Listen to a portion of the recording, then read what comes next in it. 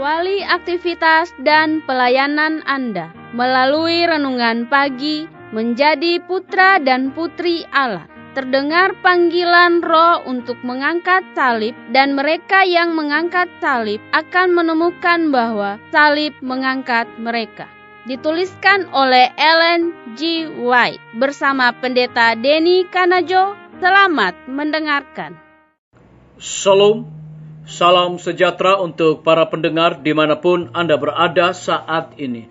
Kita berjumpa kembali dalam mendengarkan firman Tuhan melalui audio Renungan Pagi pada tanggal 28 Maret 2021 dengan judul Musa bertahan saat melihat Dia yang tidak kelihatan. Sebelum kita melanjutkan bacaan renungan kita pada saat ini, saya mengajak untuk kita berdoa. Bapa di sorga, terpujilah nama-Mu ya Tuhan. Oleh karena kebesaran Tuhan luar biasa bagi kehidupan kami, sepanjang malam di dalam peristirahatan kami, hingga tiba pada pagi hari ini kami dibangunkan dengan kuasa Tuhan yang luar biasa. Sebelum kami melakukan segala aktivitas pekerjaan kami di hari ini, kami rindu untuk mempelajari kebenaran firman Tuhan. Curahkanlah kuasa Roh Kudus-Mu kepada kami untuk kami mengerti dan kami praktekkan dalam kehidupan kami. Ampuni kami Tuhan, kami sudah berdoa hanya di dalam nama Tuhan Yesus dan Juru Selamat kami. Amin. Ayat inti kita terambil di dalam Ibrani pasal yang ke-11 ayat yang ke-27. Demikian firman Tuhan. Karena iman, maka ia telah meninggalkan Mesir dengan tidak takut akan murka raja. Ia bertahan sama seperti ia melihat apa yang tidak kelihatan. Mari kita ikuti penjelasannya. Demi kehormatan Allah dan kelepasan umatnya yang tertindas, Musa mengorbankan kehormatan Mesir. Kemudian dalam suatu makna yang khusus, Allah mengambil alih pendidikannya. Ia masih harus mempelajari pelajaran bergantung atas kuasa ilahi. Ia salah menduga maksud Allah. Pengharapannya ialah melepaskan Israel dengan kekuatan senjata.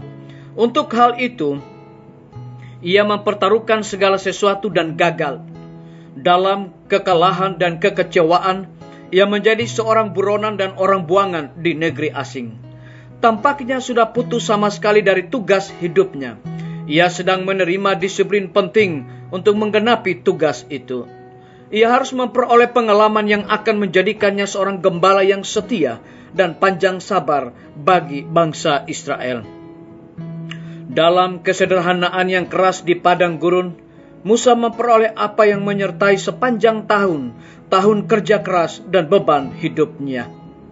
Suatu pengertian akan kehadiran pribadi ilahi, ketika salah mengerti dan salah memberi gambaran, ketika dipanggil untuk menegur dan mencela, ketika menghadapi bahaya dan kematian, ia dapat bertahan sama seperti ia melihat apa yang tidak kelihatan.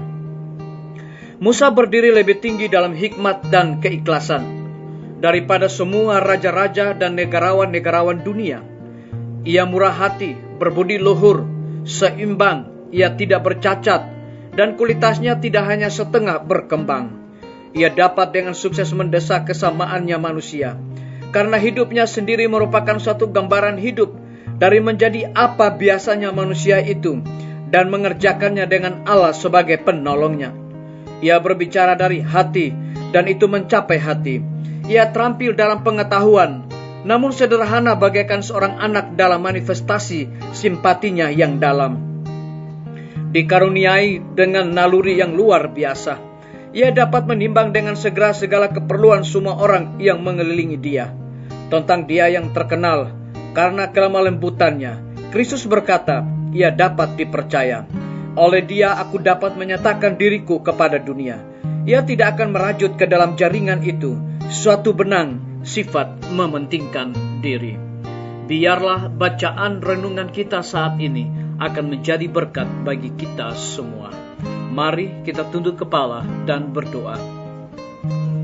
Bapa di sorga, terima kasih oleh karena kebenaran firman-Mu pada pagi hari ini, mengingatkan kembali kepada kami bagaimana pengalaman daripada seorang hamba Tuhan, yaitu Musa. Musa berdiri lebih tinggi dalam hikmat dan keikhlasan daripada semua raja-raja dan negarawan-negarawan dunia. Ia murah hati, berbudi luhur, seimbang, ia tidak bercacat dan kualitasnya tidak hanya setengah berkembang. Terpujilah nama-Mu ya Tuhan. Pada saat ini hamba berdoa untuk pemerintah kami. Tuhan memberkati Bapak Presiden bersama dengan wakil, para menteri dan stafnya. Hikmat dan pengetahuan sorga Tuhan curahkan kepada mereka, agar dapat menjalankan roda pemerintahan di tengah-tengah pandemi saat ini, boleh sesuai dengan amanat dan titah Tuhan. Kami teringat para tim medis, Tuhan berkati dokter, perawat, bidan, semua para pekerja kesehatan di setiap rumah sakit, bahkan puskesmas yang ada di Indonesia. Tuhan, Engkau lipatkan gandakan kekuatan kesehatan kepada mereka, karena mereka melayani tanpa pamrih, tanpa mengenal lelah, bahkan melupakan diri mereka dan keluarga mereka sendiri. Oleh sebab itu biarlah dedikasi sorga dicurahkan juga kepada mereka.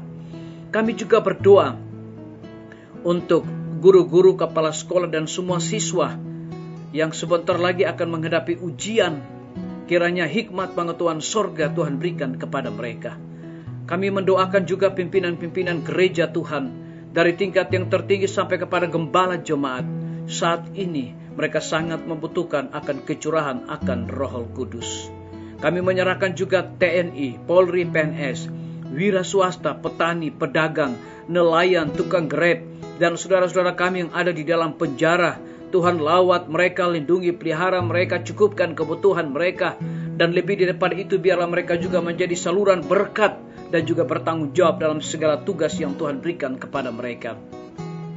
Kami berdoa bagi para pendengar yang setia yang berulang tahun saat ini.